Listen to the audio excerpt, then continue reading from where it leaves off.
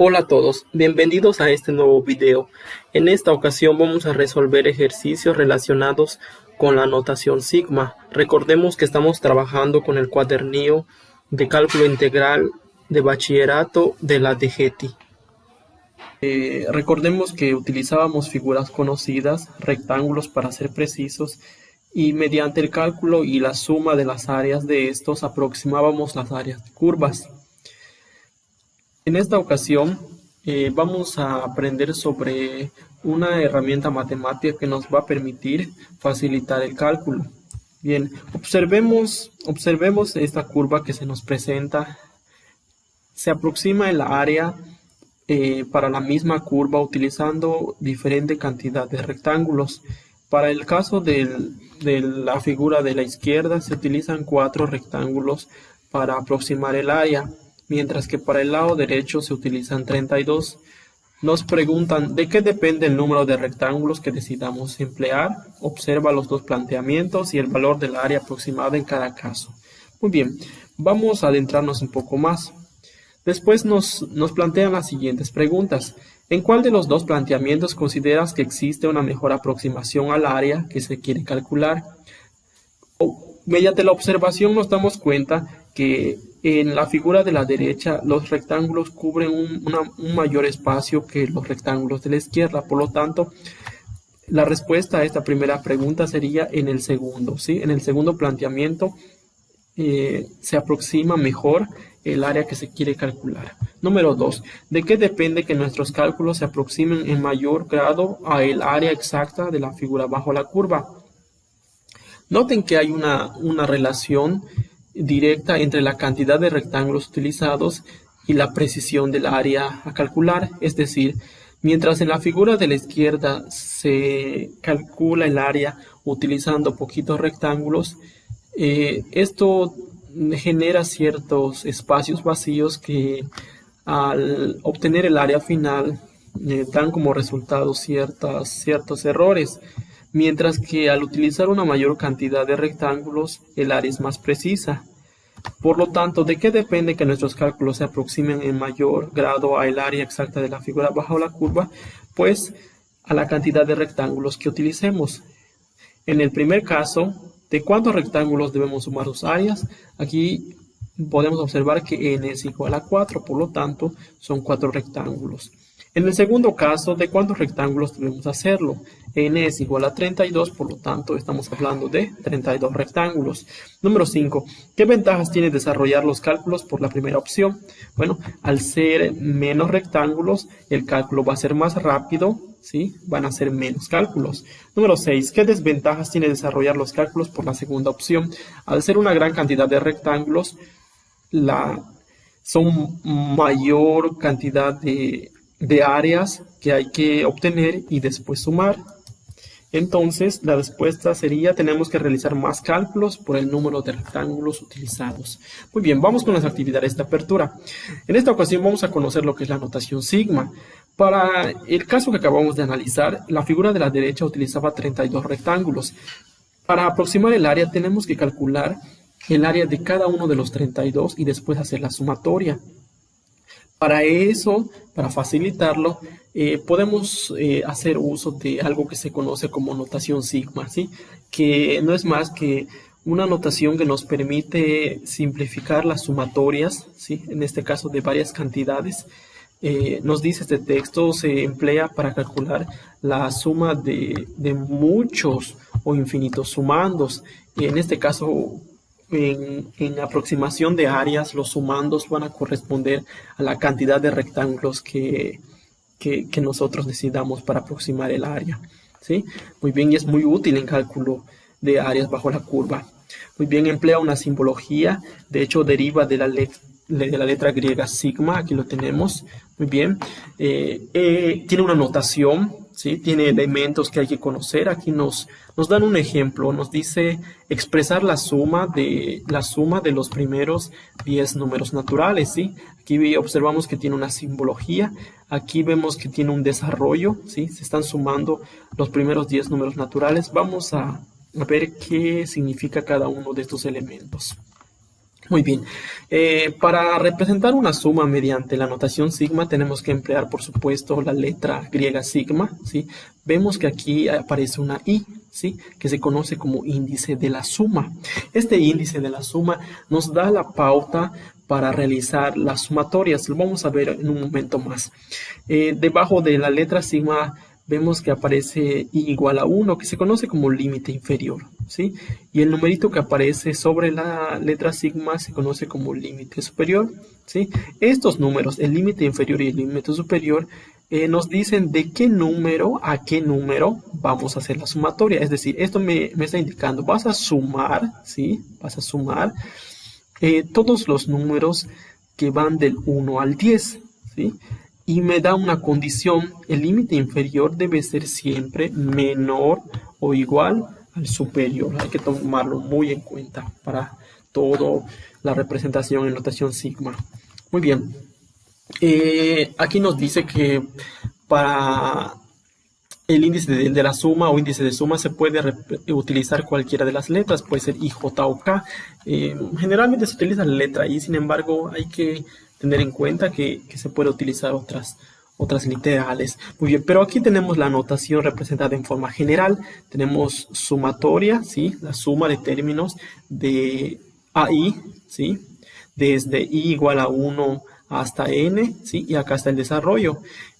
Tomen en cuenta esto, porque nosotros vamos a estar representando el índice de suma con A y el subíndice, dependiendo de la letra que utilicemos. Es decir, si utilizamos la letra I, ¿sí?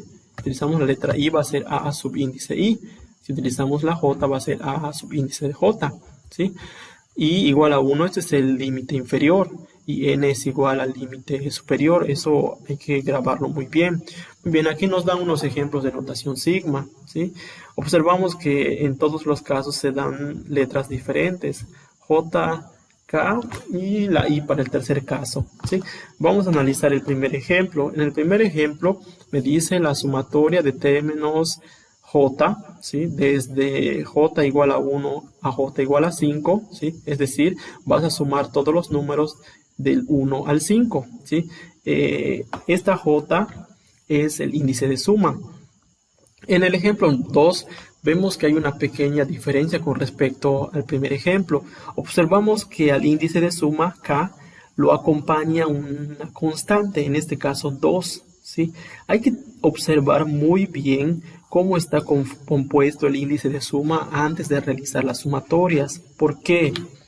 En el segundo ejemplo, todos los números que se van a sumar van del 3 hasta el número 10. Sin embargo, antes de sumarlos, tenemos que multiplicarlos por la constante que acompaña el índice de suma, en este caso 2. Si ustedes observan, aquí se encuentra el desarrollo, es decir, empiezo con el número 3, aquí está. Antes de sumarlo con el siguiente número, que es 4, tengo que multiplicarlo por esta constante, que es 2, ¿sí? ¿Sí? En este caso es 2 por 3, más la constante, aquí está 2, por el siguiente número de la serie. Después del 3 viene el 4, aquí se encuentra. Y así se va desarrollando esta serie, hay que tomarlo en cuenta. En el ejemplo número 3 observamos que el índice de suma ya tiene un exponente, en este caso al cuadrado, ¿sí? Esto quiere decir que todos los números de la serie que van del 2 hasta el 18, primero se tienen que elevar al cuadrado, después multiplicarse por 3 y hasta el final sumarse unos con otros, ¿sí? Y vemos el primer caso, el primer número de la serie es el 2, primero se eleva al cuadrado, 2 al cuadrado, después se multiplica por 3 y hasta después vamos a hacer la suma con los siguientes elementos. En el siguiente ejemplo observamos que se representa mediante una fracción, pero también incluye una potencia, en este caso al cubo o a la tercera potencia, ¿sí? Nos dice que el índice de suma se va a elevar al cubo y se va a dividir entre 5. El límite inferior es 0 y el límite superior es 150, ¿sí? Observen que aquí está el desarrollo.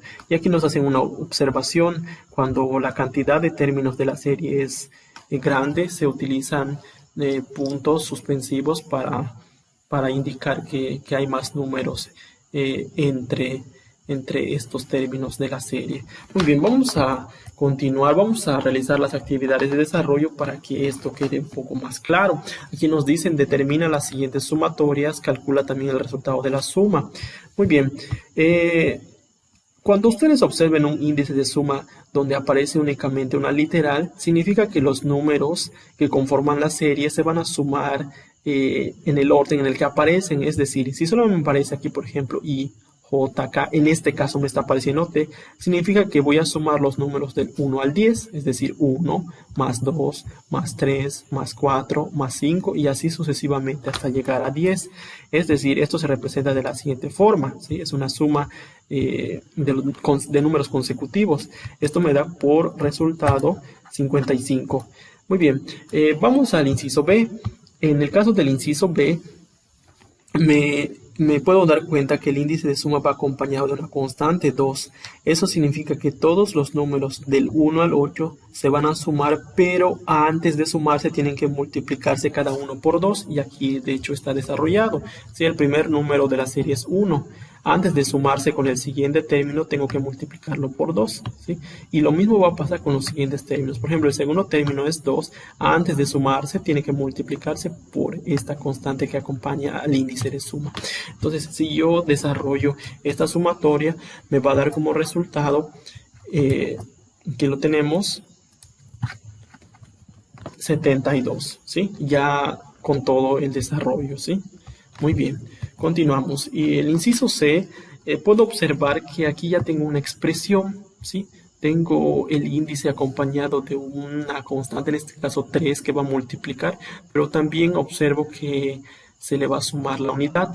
Es decir, los números del 1 hasta el 11, ¿sí? Antes de sumarse entre sí, cada número tiene que multiplicarse por 3 y hay que agregarle 1, ¿sí?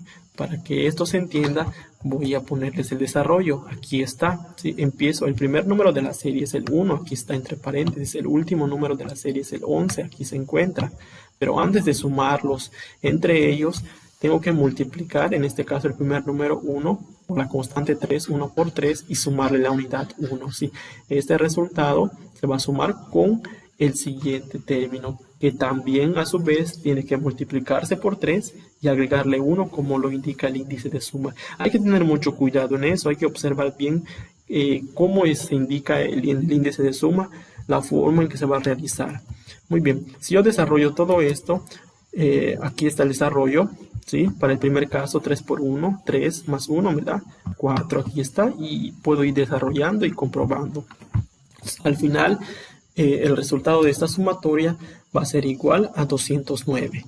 Muy bien, vamos al inciso D. En el inciso D puedo observar que el índice de suma está elevado al cuadrado. Rápidamente, quiere decir que todos los números del 1 al 12 se van a sumar, pero antes de sumarse, cada uno de ellos se va a elevar al cuadrado. Es decir, empiezo con 1 al cuadrado, más 2 al cuadrado, más 3 al cuadrado, y así sucesivamente hasta llegar a 12 al cuadrado, ¿sí? El desarrollo quedaría de la siguiente manera. Ahora, si yo elevo a las potencias, tendría los siguientes resultados parciales, ¿sí? Y al final voy a hacer la suma de todos estos números y obtengo por respuesta 650. Vamos con el inciso E, ¿sí? Que es el último. Observo que el índice de suma me dice K elevado al cubo, ¿sí? O a la potencia 3. Límite inferior 1, límite superior 7. Quiere decir que todos los números del 1 al 7 se van a sumar, pero antes de sumarse hay que elevarlos al cubo. Es decir, 1 al cubo más 2 al cubo más 3 al cubo, así hasta llegar hasta el 7. El desarrollo quedaría de la siguiente manera. Ahí lo tenemos, ¿sí? Muy bien, desarrollamos la potencia. Recordemos aquí, por ejemplo, sería 1 por 1, 1 por 1, 1. Me da este resultado aquí. Después 2 por 2, 4 por 2, 8, y así voy a seguir desarrollando todas las potencias. Al final de desarrollarlo, realizo la sumatoria y obtengo como resultado 784. Entonces ahí tenemos todos los resultados. Muy bien, amigos, eso es todo. En otro video continuaremos con la resolución de ejercicios relacionados a la notación sigma.